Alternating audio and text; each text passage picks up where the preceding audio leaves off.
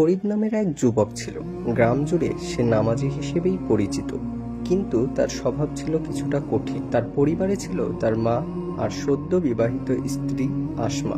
মা ছিলেন অতি নেককার পরহেজগার মহিলা। তিনি সবসময় ছেলেকে তাগিদ দিতেন, বাবা, মানুষের সাথে নরম ব্যবহার করো।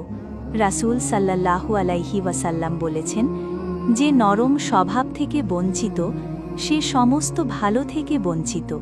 কিন্তু ফরিদের মেজাজ ছিল উল্টো। ছোটখাটো বিষয়ে রেগে যেত, বিশেষ করে স্ত্রী আসমার ওপর। একদিন আসমা রান্নায় একটু দেরি করে ফেলল।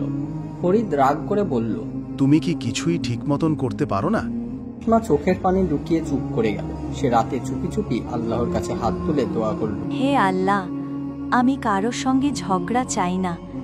আমি শুধু চাই আমার স্বামী আমাকে হৃদয় থেকে বুঝুক। যদি আমি নির্দোষ হই তাহলে তুমি ন্যায় বিচার করো আমার জন্য। এ ঘটনা শুনে ফরিদের মা ছেলেকে বোঝালেন, বাবা, তুমি জানো রাসূল সাল্লাল্লাহু আলাইহি ওয়াসাল্লাম বলেছেন, সর্বোত্তম মানুষ সেই যে তার স্ত্রীর কাছে সর্বোত্তম। মা, আমি তো তাকে খারাপ ব্যবহার করি না, শুধু মাঝে মাঝে রাগ হয়। তুমি বুঝছো না, রাগের একটি মাত্র শব্দ যদি স্ত্রীর হৃদয়ে ছুরির মতো লাগে, আর যদি সে আল্লাহর কাছে নালিশ করে, সেই চোখের পানি আখিরাতে তোমার সর্বনাশ ডেকে আনবে। কয়েক মাস পরে মা ইন্তেকাল করলেন। ফরিদ মায়ের জানাজার পর গভীর শূন্যতায় ভুগতে লাগলো।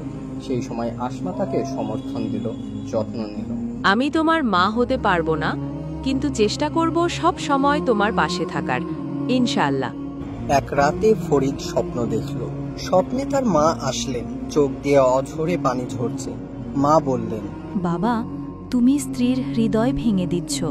তুমি কি জানো না, নির্যাতিত মানুষের আর্তনাদ আর এতিমের চোখের পানি সরাসরি আল্লাহর কাছে পৌঁছায়? ফরিদ ঘুম ভেঙে কাঁপতে লাগলো।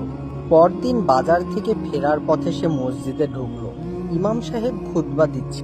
রাসূল সাল্লাল্লাহু আলাইহি ওয়াসাল্লাম বলেছেন, তোমরা নারীদের বিষয়ে আল্লাহকে ভয় করো, কারণ তোমরা তাদের আল্লাহর আমানত হিসেবে গ্রহণ করেছো। ফরিদ বাড়ি ফিরে স্ত্রীর সামনে গিয়ে বসে পড়ল। আসমা, আমি তোমাকে অনেক কষ্ট দিয়েছি। আজ থেকে আমি বদলাতে চাই, আমাকে মাফ করে দাও। আসমা অবাক হয়ে বলল, তুমি আমার স্বামী, আমি তোমার জন্য আল্লাহর কাছে সব সময় দোয়া করেছি। আমি তোমাকে অনেক আগেই মাফ করে দিয়েছি। সেদিন থেকে ফরিদের জীবন বদলে গেল। সে ছোট ছোট কাজে আসমার হাত ধরত, নামাজে একসাথে দোয়া করত, আর হাসি মুখে সংসার চালাতো। বন্ধুরা, মনে রেখো, রাগ কখনো মঙ্গল আনে না। মানুষের হৃদয় ভাঙা সবচেয়ে বড় জুলুম।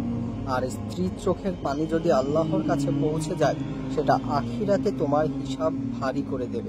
তাই জীবনে সর্বদা মায়ের পদতলে জান্নাত, স্ত্রীর প্রতি কোমলতা আর আল্লাহর ভয়, এই তিনটি মানুষকে প্রকৃত সফলতা এনে